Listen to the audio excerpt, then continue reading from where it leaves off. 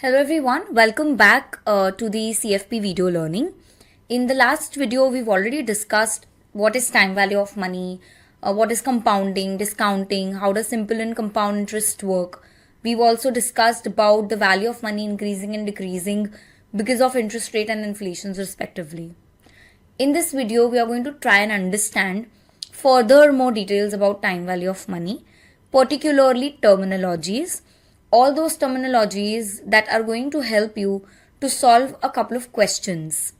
How exactly do you find out how much should you invest? How do you find out what will be your requirement in the future for the goals? Financial planning is something which is a very comprehensive topic. In the financial planning part, there is one very important part which is financial mathematics. So when you are planning somebody's finances, when you're trying to help them achieve their financial goals, you should know that what is the amount that they will need when the goal will arise. Let's say, for example, I give you a case that there is a 30-year-old person and this 30-year-old person has a goal of, let's say, retiring at 60. Let's say has a goal of accumulating at 35 2 crore rupees to buy a house. Now, if I want to plan for this 30-year-old based on these two goals, of course, financial planning is not only planning for goals, it is much more elaborated and there are a lot of things that you're going to learn slowly and gradually. Talking about financial mathematics over here, which is not math per se, but hear me out. So let's say you want to find out that after 5 years, that is at the age of 35, this person is going to require 2 crore rupees. Now, will this 2 crore be available to him at that time? How will it be available to him? How will he be able to withdraw it? For him to be able to withdraw it, he will have to start investing something from now. Does he already have some investments? Okay, good. What extra would he have to invest now? So trying and calculating from 30 to 35, let's say for these 5 years, what is the amount that should be invested so that we are able to reach 2 crore? That is one scenario. Scenario with the client could also be that they want to find out that if they are doing a mutual fund SIP of, let's say, 10,000 a month.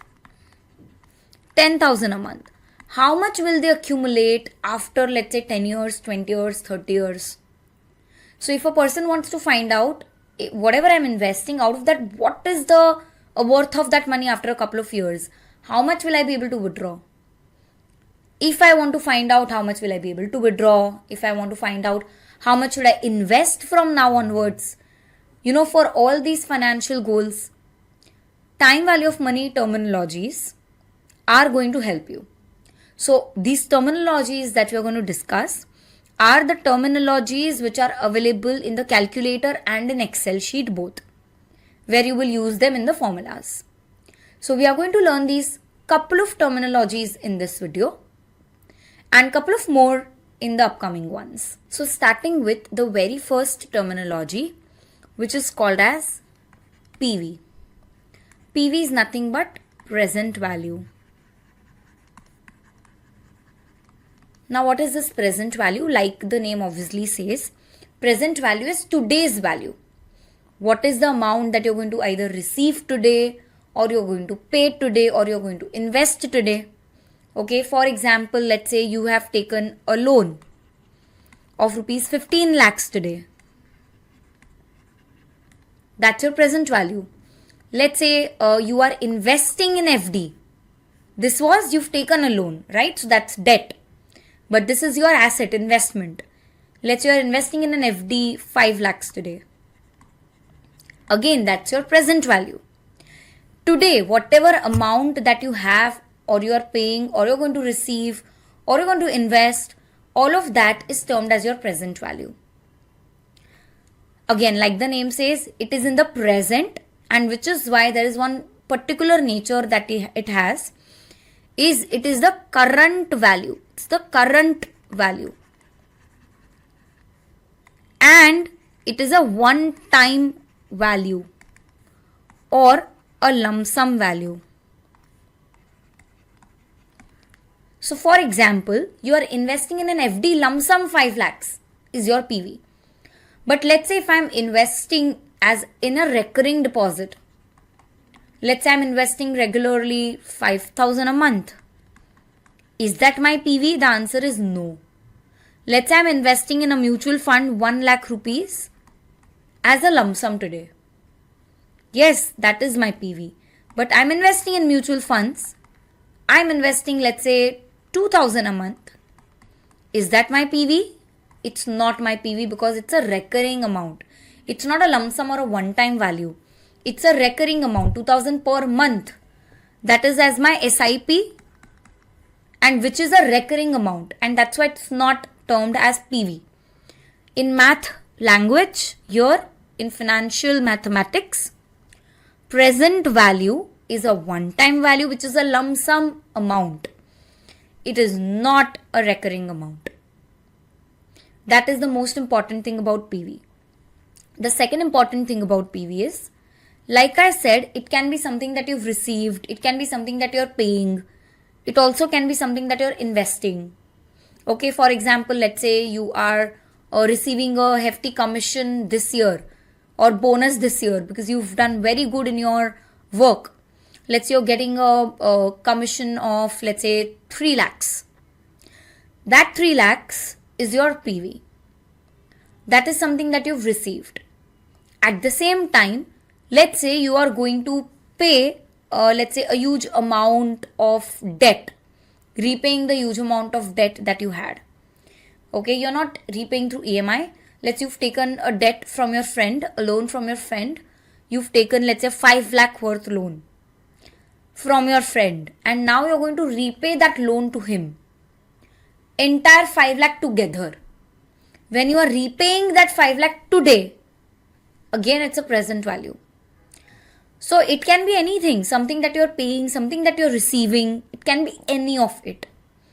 But how will the calculator or Excel sheet understand whether the present value is the money that I've received or the money that I've paid? Because if I'm receiving, it is going to be a positive for me, right? But if I'm going to pay it, it is definitely going to be a negative for me, right? Because my assets are reducing or the cash flow is reducing.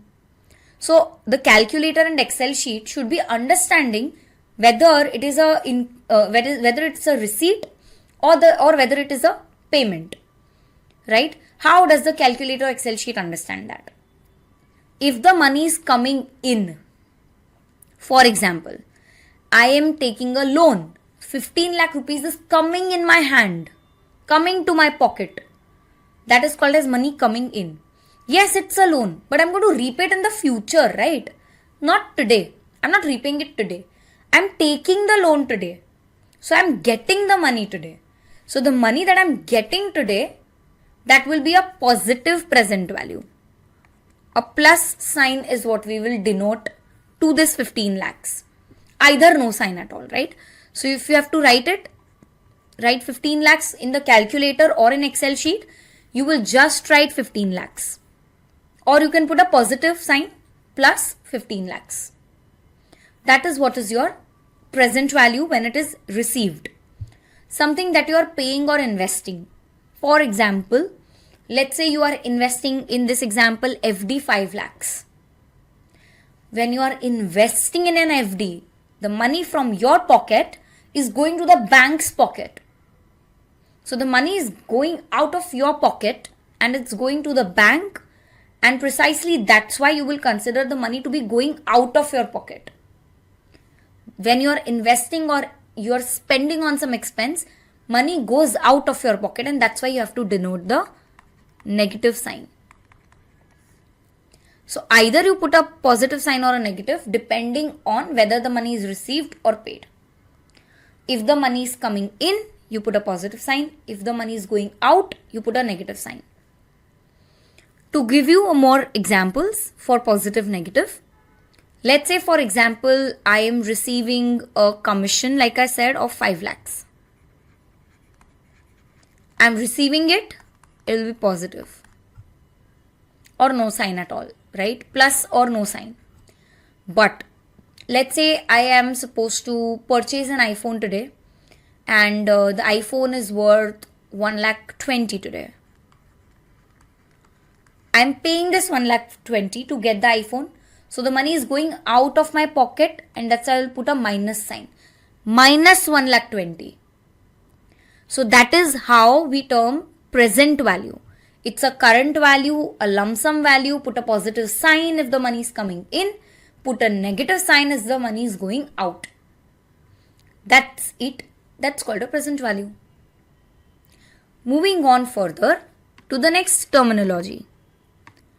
If you want to write this down, you all can pause for a moment, make a note, and then you can again resume, wherein you will further learn about future value. So let's start with the future value.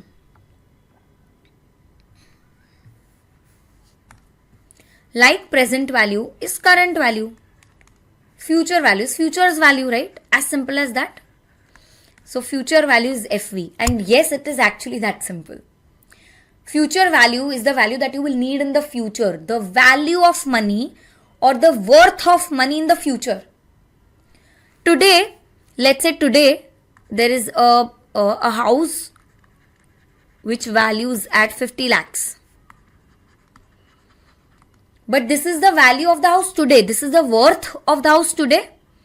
If that's the worth of the house today, this will be your present value. But let's say after 2 years or after 3 years, let's say in 2027, after 3 years, let's say from 50 lakhs, the value or the worth of the house increases to 60 lakhs.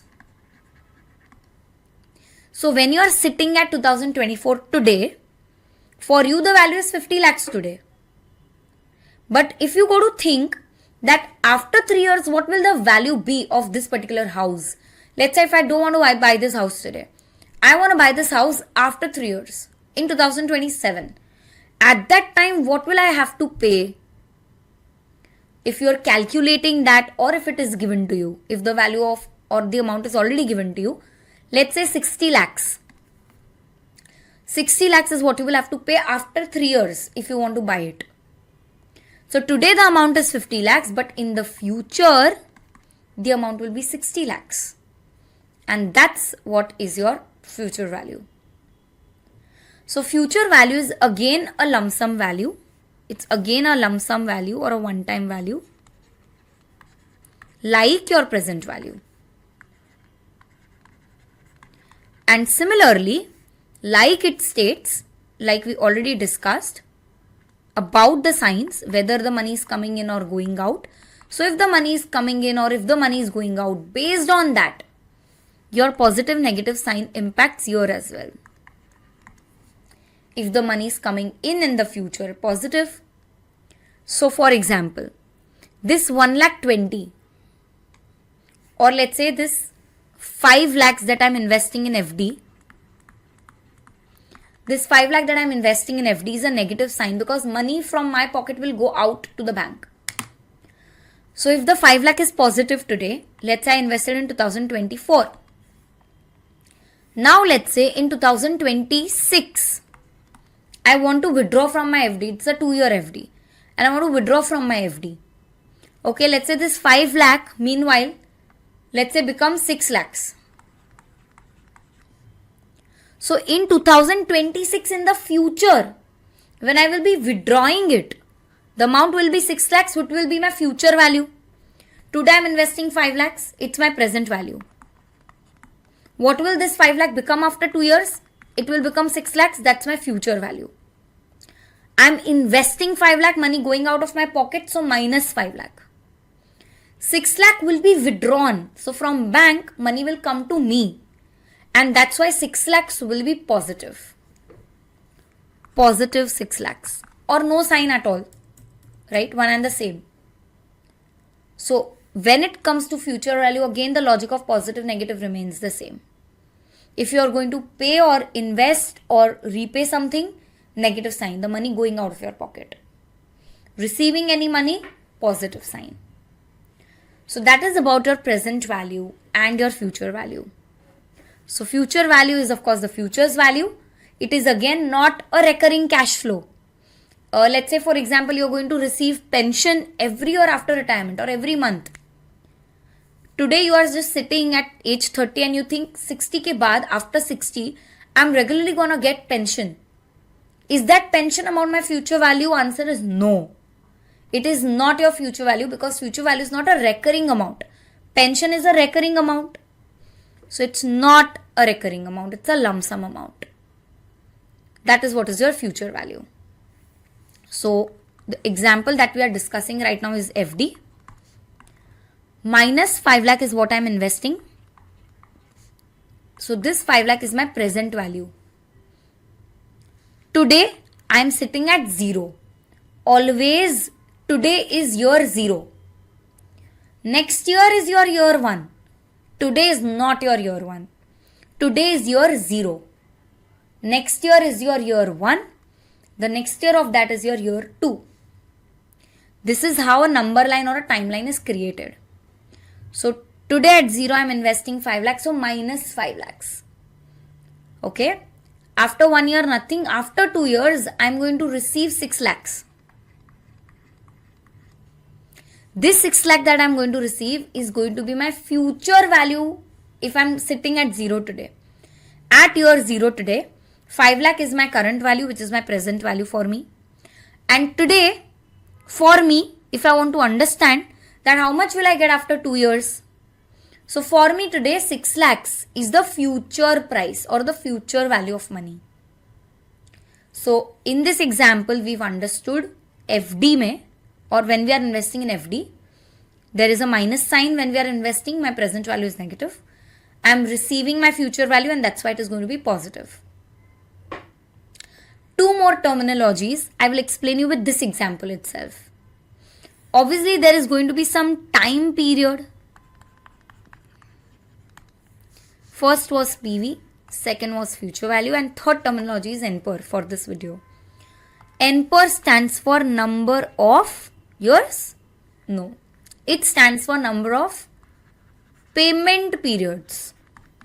What does this payment period mean? I'm going to discuss that with you in the next video. As of now, number of payment periods means what? Total number of payments or total number of years of your investment. What is the total period? So as of now for you, yes, it is number of years. But does it actually mean number of years? The answer is no. And that's something that we're going to learn in the next video. So let's keep it for the next one. As of now, NPER means number of years. NPER or N. It stands for number of years. So again, in this example of FD, 2 years is my total period for which I am investing. So NPER here is 2. Let's say if the question is about a loan. Let's say if it's a 15 years loan. 15 years here, 15 is my NPER. Let's say the amount of loan that I'm taking today is 20 lakhs. Then 20 lakh should be positive. Money coming in. And this is my present value. So present value is always written down at year 0 on the timeline. So you make a timeline like this. At 0, you write your present value. At the period end, you write your future value, if any. That's how a timeline is created. So you have a PV, you have your FV, you have your NPER. Only one thing missing is, in this example, 5 lakh became 6 lakhs. How? So 5 lakh became 6 lakhs because of the interest rate of FD. So whatever the interest rate of FD is, let's say 6%, that 6% is my rate or I. So the fourth terminology is rate or I. This is return, that is rate of return. It can be interest rate. It can be inflation as well. Of course, inflation we all know now what it is. Return and interest, aren't these two the same or are these two different? So interest is majorly used for debt instruments. When you're talking about debt instruments like your FD, like debt mutual funds, like bonds, like loan. We talk about returns when we are majorly talking about growth assets. For example, what is the return that you're getting in the stock market, in the mutual fund? What is the return that the real estate is providing? So growth assets majorly are termed or are used returns. For growth assets, whatever returns you have are called returns. And for debt, majorly it is called as interest rate. So return is usually volatile. Interest is sometimes fixed, sometimes variable. And inflation is always, variable. You're going to learn about more kind of returns, interest rates, etc. in your further modules. So as of now, there are these 4 terminologies. Let's say the loan is at a rate of 8%. Then 8% becomes my rate or I. Now using these 4 terminologies, there could be questions like, let's say you are already given what is the present value, you are given NPER and rate. Okay, for example, let's say you are given today the value of the car is 5 lakhs. After 5 years, I would want to buy a similar car, but of course there will be technological changes, and that's why the price of the car from 5 might go to 7 lakhs. So let's say I'm supposed to calculate, today the price of the car is 5 lakhs. The inflation applied to the car is 5%. What will be the value of this car after 5 years? That's what is called as future value. So you could be asked to calculate future value. You would be given PV. You might be asked to calculate present value and you would be given future value. That's how the sums will be created. Let's solve a couple of them so that you get more clarity. You're going to solve each and every question in Calci as well as Excel sheet. So let's do it. So let's start solving the very first question. So this is the file wherein there are all the questions. This file is already uploaded on the LMS portal, which you would have the access to. Wherein do you have to go and download this? I'm just showing it to you right away. Just have a look at it and download it.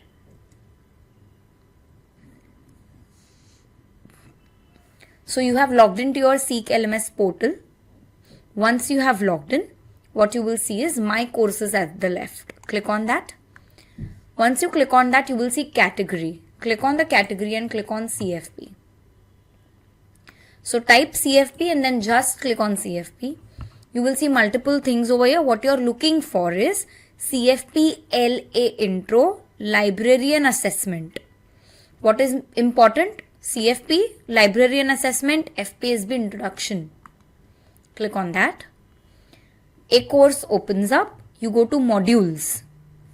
You go to Introduction to Basics. And then you click on this Introduction module. The same file opens up. You download that file. Or rather, if you're not able to download it, just use it from here. I'm also going to use an Excel sheet to solve all the questions. Where is that Excel sheet uploaded? In modules, it's the PDF that is uploaded. In resources section, you will see Introduction Module Solutions. You download that file and the same Excel sheet will open up.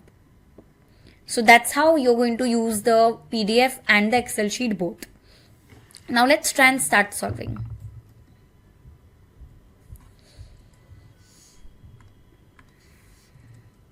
So the very first question says, if you invest rupees 10,000 today at a compound interest of 10%, what will be its future value after 10 years? So here, whatever question you have, as simple the question is, never mind, draw a timeline. Whether the question is easy or difficult, timeline is mandatory. You draw a timeline, put all these details on the timeline. If you invest rupees 10,000 today at a compound interest of 10% per annum, what will be its future value after 10 years? So you are investing how much? 10,000 today. So what is this 10,000 today? Today means year 0. What is this 10,000? 10,000 is the present value which you are investing. If you are investing, the money goes out of your pocket. So minus 10,000 at a compound interest of 10%. So you write 10% as your rate above your timeline. What will be its future value after 10 years? after 10 years, you write your 10 year at the end of the timeline, you have to calculate what will be the future value. Simple. We will do this question in the Excel sheet as well as the calculator. First, let's do it on the calculator. Which calculator are we supposed to use? As we all know, we are supposed to use Casio FC200V. Use this calculator and solve all your questions. Now, when you go to this calculator, there are a couple of terminologies that you will see. How does your calculator look like? Let's have a look.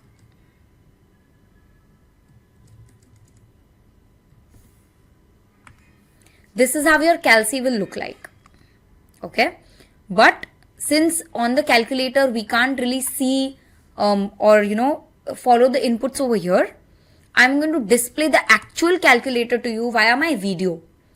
So in the video you will be able to see exactly how in the calculator you are supposed to put inputs. So let's go to the calculator and see it. Okay, I hope you are now able to see the calculator. On the calculator, you see there is something called a CMPD function. You see CMPD function. Now here, you click on the on button first of the calci. First, you switch on your calculator. Once you switch on your calculator, there is this function called as CMPD. You go to the CMPD, click on CMPD. Once you click on CMPD, you will see all these inputs or terminologies over here. The very first thing that you would see here is set. There is something called as set. But we've not discussed what set is yet. And that's why we will ignore it. Set, begin, end. Whatever is mentioned, just ignore it. Using this cursor key, come down. Once you come down, you see something called as N per or N. Now look at the timeline. Looking at the timeline, you come to know that N is 10. So use this 10 or just apply this 10 as period in your N in the calci. How do you do that? So there are number keys right here. Using these number keys, you type 1 and 0. Okay, how do you do it? You type 1 and 0. Once you do that, the last button of your calculator is called as execute. It's like your enter of the keyboard. Click on execute. Once you type in any of the cell of the calculator, type or press execute. Once you press execute, automatically this gray color or the blue color, whatever you want to call it, this highlighter that you see automatically comes from, it was on N, from N it comes down to I directly. Now what is the I given in the question? Looking at the timeline on the screen please, its R is 10%. I or R one and the same. It is 10%. So 10% is what you will again use your number keys and type. So 1 and 0. 1 and 0 and you press execute. Now you will see you are on present value. So what is the present value? Minus 10,000. You see minus 10,000. So here again you have number keys and you have plus minus signs also. Use the minus sign first and then type 10,000. So here is the minus sign. You click on the minus sign. Then you type 10,000. So 1 and 4 zeros and press execute. Present value again has 10,000. So after you've put the present value, when you press execute, you are on something called as PMT. But we've not discussed this yet. And that's why we will just go down with the cursor key. PMT is supposed to be 0. As of now, we've not discussed it. Because we've not discussed it, we'll keep it 0. Moving on further, there is future value. Whatever you want to calculate, always has to be 0. So future value has to be 0. So 0 and then you can press execute. Below future value, there is something called as P by Y and C by Y. But we've not discussed this P by Y, C by Y yet. So P by Y and C by Y for us have to remain 1. So again you have to type 1 and press execute. Same goes for C by Y. You press 1 and press execute. After you've done all the inputs in your calculator, you go back to the future value, and once you are on your future value, once the highlighter, using this cursor you go up and down. Once the highlighter is on the future value, you click on the button solve, the blue button of your calculator. Click on the button solve. Once you click it, you will see the answer has come up as 25,937. And that's your answer. This is how you use the calculator. The answer here is 25,937. I hope the calculator is easy. You all can pause it. Just rewind if you want to try on your own. Right? Pause. Try it on your own on the calculator and then solve the sums further. Please pause here, solve it on your calci, note this question timeline down, and then once you've got 25,937, go ahead and play, meaning resume the video.